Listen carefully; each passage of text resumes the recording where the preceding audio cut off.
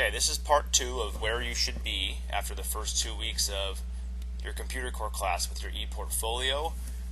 Again, your freshman year archives, I have every single class from my freshman year in my archives. I have my current class schedule under my class schedule, and as you can see, I've started adding some sophomore year classes, but it could just be blank placeholders. But you should have 8 classes per term. Okay, freshman year you actually might have 9 depending on how you do it. You could have a computer core and a tech core class making 9, or you can have everything go under Frosh Tech. So again, if I click on Frosh Tech, I'm going to show you quickly how to make a couple of links to this website. Okay, so first thing I need to do is I got to begin my kind of outline. You click the edit button, and in this you're going to label for me everything you do in class, and you're going to use up here just like you would in a Microsoft document or a Google document. You're going to edit this how you see fit. So for me, I'm going to start with a bigger font. Okay, I'm going to add a bullet here, and I'm just going to type in whatever system you use for your fonts. Please be consistent. So project 1, you could just say group project. Okay, underneath that, I would like a sub bullet. All right, and in this, you're going to describe. You can change your font maybe down a little bit.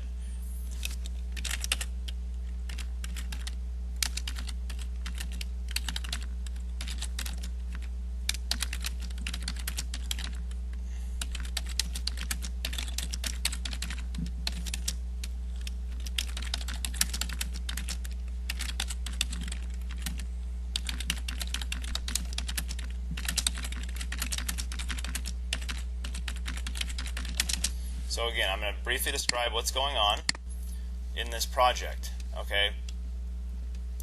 Then I'm going to add my documents. Okay, so I have a document here for my group working document.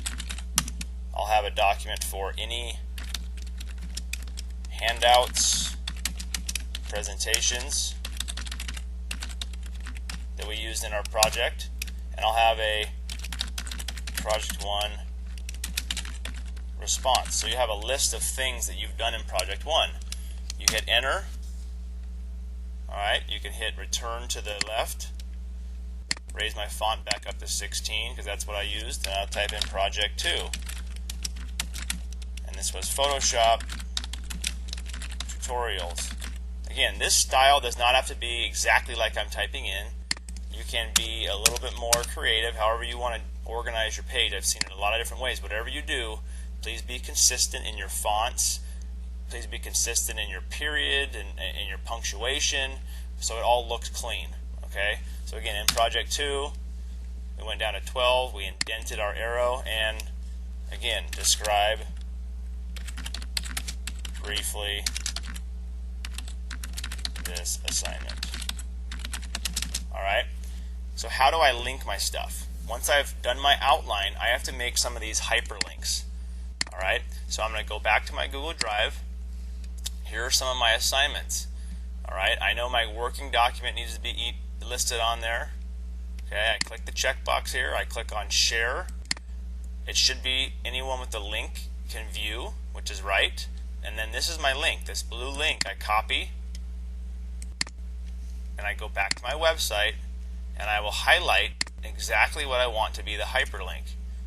And then I click on my chain link button here to add a link, and I'm going to add essentially a new web address. So that's the option I want to click on the left, and then I want to right click and paste in the link to that document. It's always helpful to click this box for opening in a new window, so that way I don't have to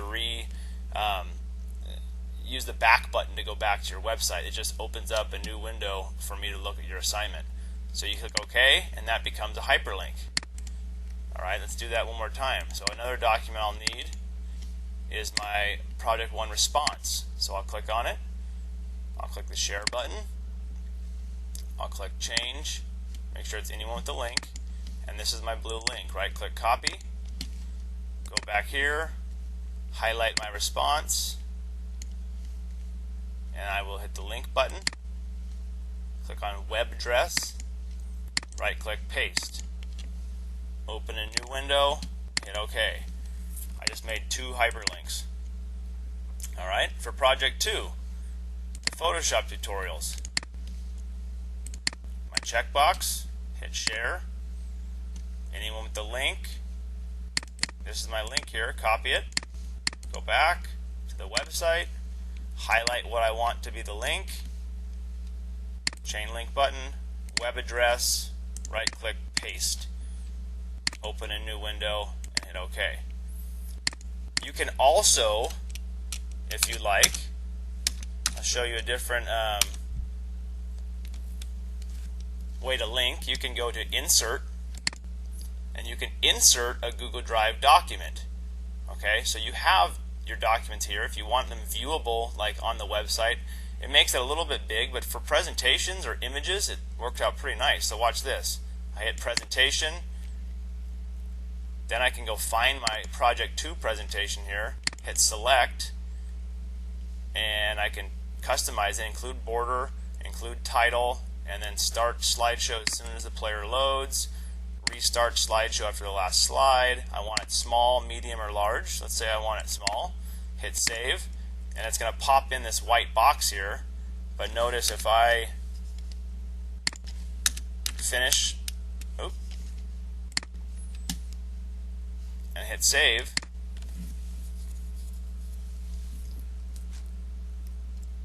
I have a window playing my slideshow right there on my website. So I just showed you how to make some links. I got my slideshow going here you can look at. You can also open it when you click on this link, and that showcases what I did in Project 2. I can open any one of these documents. Here's my group's working document, and I can look at what I did here. And then obviously with Project 1 response I can click on. So you're going to be adding a description of what you've done for every assignment for this class. Okay, that's practice for how you're going to maintain all of these other pages throughout your high school career. Okay, if you want to start adding stuff for cardio, you could do the same thing. Important assignments, things you want to showcase about yourself in that class. You can then start maintaining your athletic page, adding videos of your contests. You can add pictures of you playing, a description of what teams you're on. Okay, but this page for my class is going to be how I grade you on your midterm and your final for practicing how to maintain a website. Okay, so every single assignment that you finish will be listed and described on this Frosh Tech page. So after, say, Tuesday or Wednesday of next week, you should have at least this much onto your website. And again, you do not have to have the exact same layout as you're seeing here. This is completely customizable. What I will refrain from is changing the color of all these fonts. Okay, black and white are very good, very clean. You got the yellow and orange for your hyperlinks that kind of go with our school colors. You don't want to make this too sloppy looking with font colors and stuff like that. But again, how you lay it out is up to you.